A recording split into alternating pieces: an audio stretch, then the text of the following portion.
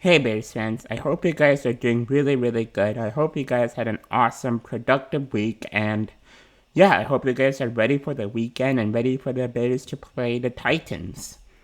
And before we get into today's video, which will be about whether or not the Bears should fire Matt Nagy, I'm gonna need you guys to do a couple of things for me.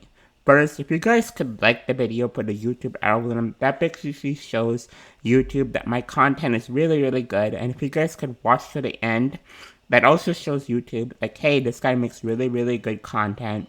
And also, if you guys could subscribe and hit the bell icon, again, those two things would all show the YouTube algorithm that I make really good content. Now, let's discuss whether or not Matt Nagy should be fired. And this video is going to be broken up in two reasons why Matt Nagy may need to be fired. First, we're going to talk about the offense and the lack of the offense to score points. Secondly, we're going to talk about how Matt Nagy might be losing the locker room. Let's get into the video. First, when Matt Nagy was hired, when Ryan Pace brought in Matt Nagy, it was to bring an offense. It was to make the Bears' offense a little better. And in 2018, we saw the offense be really good. The offense was much better than it was during the John Fox days and the Darwell Loggins days. And Matt Nagy in 2018 showed us like, hey, I can help fix the Bears' offense. Then 2019 happened. And we all know what happened in 2019. Mitch Trubisky wasn't the best. Tariq Cohen wasn't the best. And the Bears' offense in general wasn't really good. And we started to get a glimpse on Matt Nagy's play calling. And then this season happened, and we saw the same cycle continue. Even against teams like the Lions, against teams like Atlanta, teams like Tampa, our offense struggled to score points. And at first, it wasn't really worrisome because we were doing really good. We were undefeated. We came back. We beat the Lions. Then we came back and we beat the Falcons, and we were just coming back and we were just winning all these really good games. And then we played Tampa, and the offense was able to score a good amount of points against a really good defense in Tampa Bay, scoring more than our rivals, the Green Bay Packers. And we were like, you know what? Maybe we are good as Bears fans. Maybe the close game that we played, maybe that was just a fluke and the Bears offense is finally going to wake up. And then we played the Rams and we played the Saints. And the same thing continued. The offense and their inability to score points and their inability to go down a field and score during the red zone. And we had one of the worst third down efficiencies and one of the worst abilities to score during the red zone, which is kind of ironic since the Bears defense is the best at this.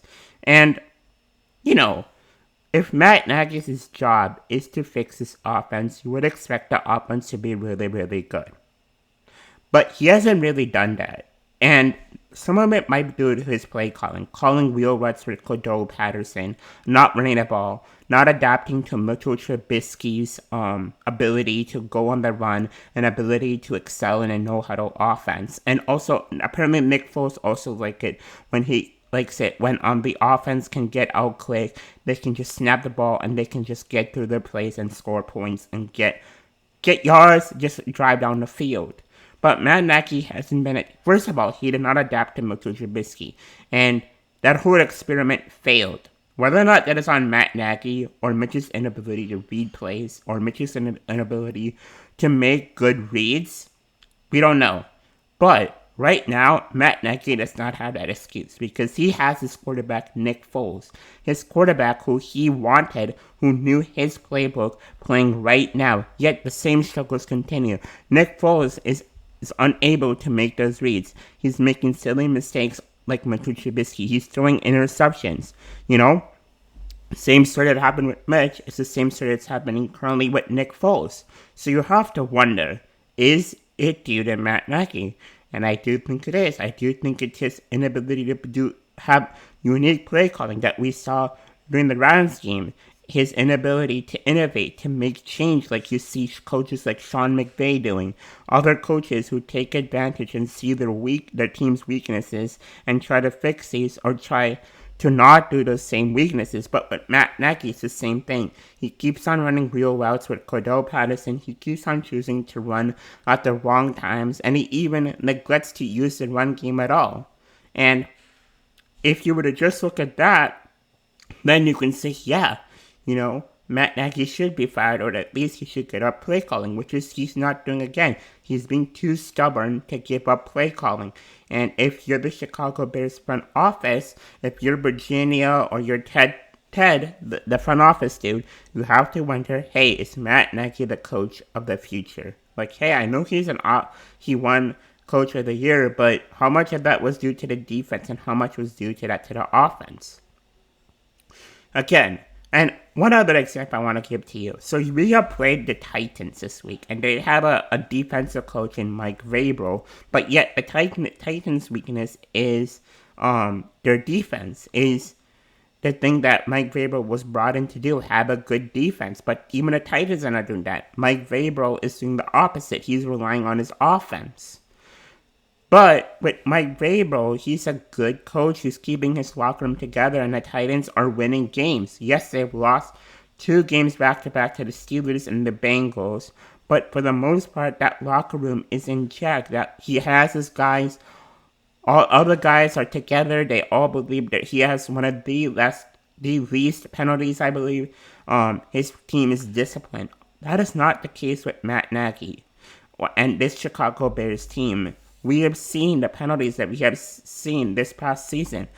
It's so many. The Bears are one of the most penalized teams, and that has to be on the coaching. And then we see things like Nick Foles and his comment on how he said that the coaching staff doesn't know that he doesn't have enough time to run these plays. We saw against the Saints, Allen Robinson and his frustration on the sideline. We saw Jimmy Graham and his frustration knocking down the Gatorade jug. We saw Javon Wims and his fight with another Saints player. So you have to be wondering, is Matt Nagy losing the locker room? And I think it's starting to really, really happen. I think he's starting to lose his strength. And this is not really good. If we keep losing, he will lose the locker room. He will lose the defense. The guys will not believe in him. And if you have guys who don't believe in their coach, you have to fire a coach. And if the Bears lose against Tennessee, they lose against the Vikings, let's say they lose against the Green Bay and the Vikings again, and the Texans, I think Matt Nagy will get fired because the front office will realize that, hey, Matt Nagy is not the guy. So I think it all depends on the season. If the Bears somehow turn it around, if this offense somehow can fix their issues, if the offensive line can get fixed, if Matt Nagy can either A, hand over play calling or call better plays, and this offense can score anywhere between 25 to 30 points, then I don't think Matt Nagy gets fired. I think we as Bears fans will start to believe in Matt Nagy. But if it doesn't happen, then the Bears will lose these games. They will lose the locker room, and I guess Matt Nagy will get fired with Ryan Pace following him out the door. So those are my thoughts on whether or not Matt Nagy should be fired. If you guys liked the video, make sure again you like the video, you're subscribed, you hit the bell icon, and let me know in the comments below. Do you think Matt Nagy should be fired? I'm really, really curious to hear your guys' thoughts and your guys' whatever you guys think. Let me know in the comments below. Anyway, guys, thank you so much for watching. Thank you so much for giving me 54 subscribers, and peace out.